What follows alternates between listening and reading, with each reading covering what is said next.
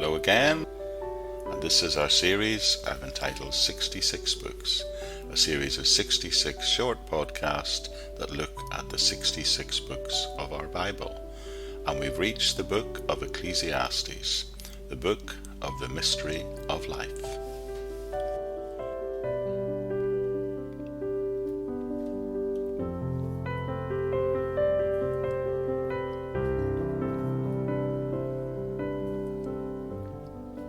Ecclesiastes is definitely a profound, but yet for some, at the same time, a problematic book.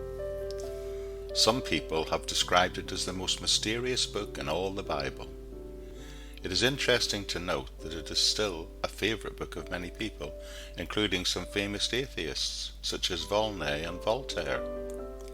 The title, Ecclesiastes, was given to it by the Septuagint and comes from the Hebrew word for preacher.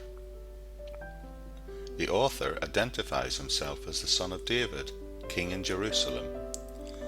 Although the name Solomon does not appear anywhere in the book, he is the only son of David who was also a king in Jerusalem, which is why the traditional view, accepted by both Jewish and Christian scholars, is that Solomon is the author of Ecclesiastes.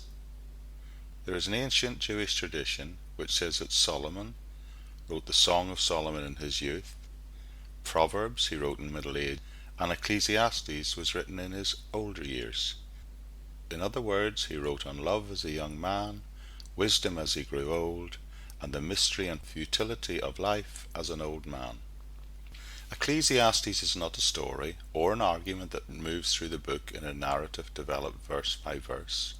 Rather, it is a collection of teachings and was probably pulled together into its present form late in the writer's life.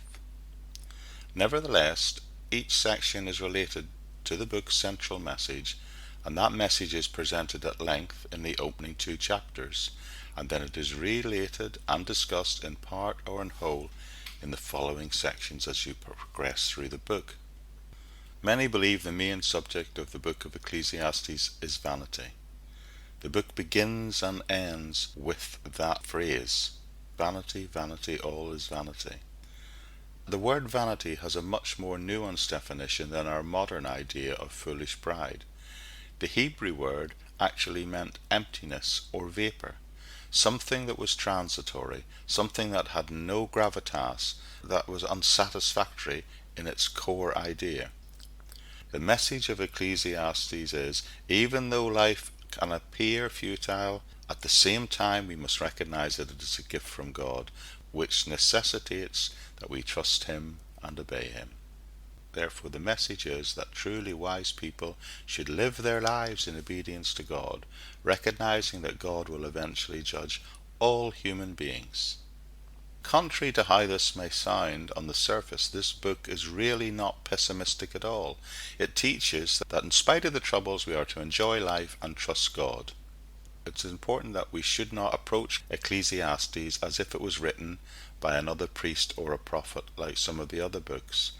The writer is not trying to explain the meaning of atonement, nor is he calling people to repentance. He is a wisdom teacher, one who encourages God's people to find the meaning in life that God really intended for them. The writer, like us all, is frustrated at times that we cannot know God's purposes, but he never doubts that such purposes exist. People should not therefore waste their time and energy searching about what God has always meant to keep to himself, but concentrate on enjoying what God has given to them, namely life and all it brings. However, this enjoyment must not be seen to be selfish or without restraint, for people can only really enjoy life properly when they act with wisdom. In other words, Ecclesiastes is saying that God has not revealed everything, and there is still and always will be a mystery to life. We really only know what God has chosen to tell us, yet life is not just a puzzle which wisdom unlocked. We must never lose sight of it that it is a gift given to us to enjoy and to use in a responsible fashion.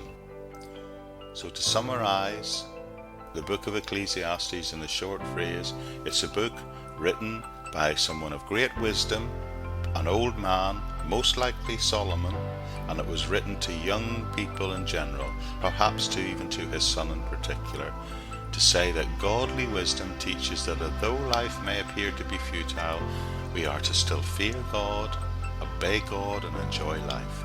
Life is to be seen as a gift from God. That means we should enjoy it whilst at the same time trusting and obeying the Lord.